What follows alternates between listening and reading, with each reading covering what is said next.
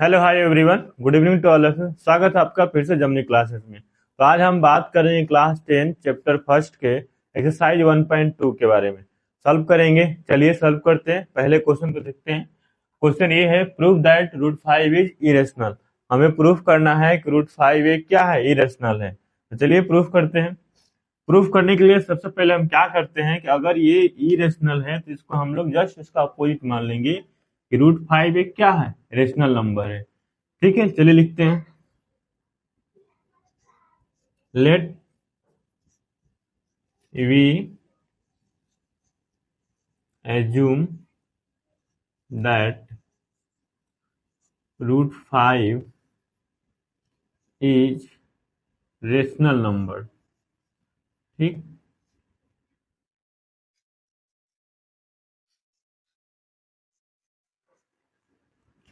अगर ये रेशनल है तो हम जानते हैं कि रेशनल को पी बाई क्यू के रूप में लिख सकते हैं। तो हम इधर मान लेंगे कि root 5 equal to p by Q.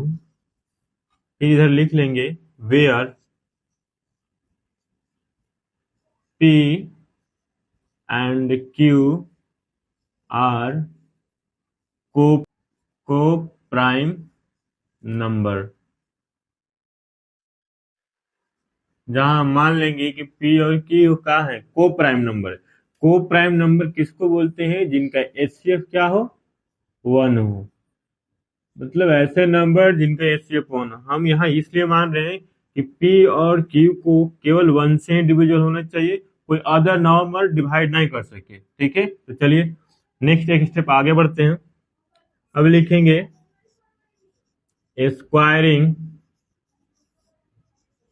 Both side. अब इस रेशनल नंबर को जो माने हम उसको दोनों तरफ स्क्वायरिंग करेंगे, स्क्वायरिंग बोथ साइड।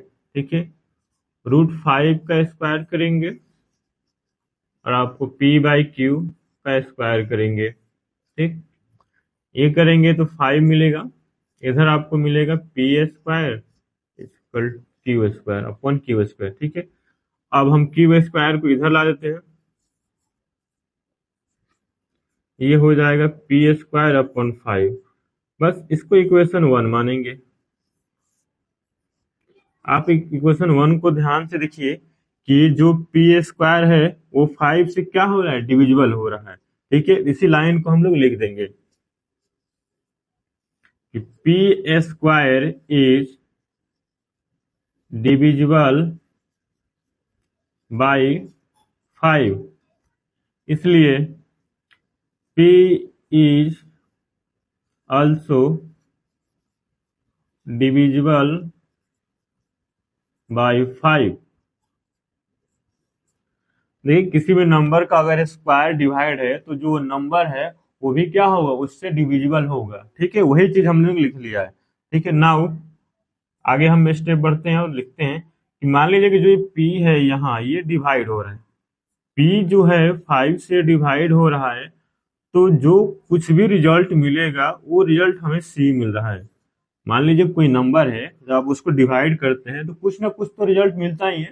तो ऐसे ही सेम चीज यहाँ है कि जो 5 है वो पी को डिवाइड कर रहा है, तो कुछ ना कुछ हमको रिजल्ट मिल रहा है। वो रिजल्ट हम मान लिए कि हमको सी मिल रहा है। ठीक है, तो इसको सॉल्व करते हैं। थोड़ा पी का मान निकालते हैं। पी इक्वल टू आपको हो जाएगा 5 सी।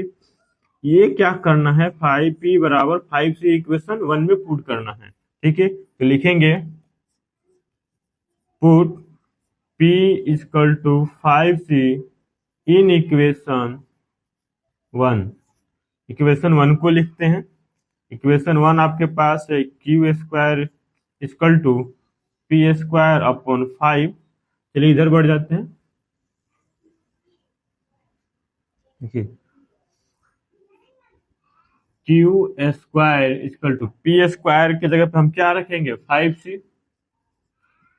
5c का होल स्क्वायर अपॉन 5। इसको सॉल्व करेंगे तो ये हो जाएगा 25 इंटू सी का स्क्वायर अपॉन 5। इसे 5 से काट देंगे, इसको 5 टाइम कटेगा तो आपको मिलेगा q square upon q square equal to 5c का स्क्वायर। अब 5 इधर मल्टीप्लाई में इधर आएगा तो डिवाइड में होगा। Q square divide upon 5 equal to c square. इसको हम लोग मान लेंगे सेकेंड इक्वेशन। अब सेकेंड इक्वेशन को देखिए कि यहाँ भी सेम चीज हो रहा है जो इक्वेशन हम लोग 1 में देख रहे थे। ठीक है, तो वही लिखेंगे कि Q square is divisible by 5, इसलिए Q is also divisible by 5। Same चीज है कि वहां भी क्या हो रहा था, पी स्क्वायर डिवाइड हो रहा था तो पी भी डिवाइड हो रहा है। यहाँ भी क्या है, क्यू स्क्वायर का डिवाइड हो रहा है तो क्यू क्यू भी डिवाइड होगा।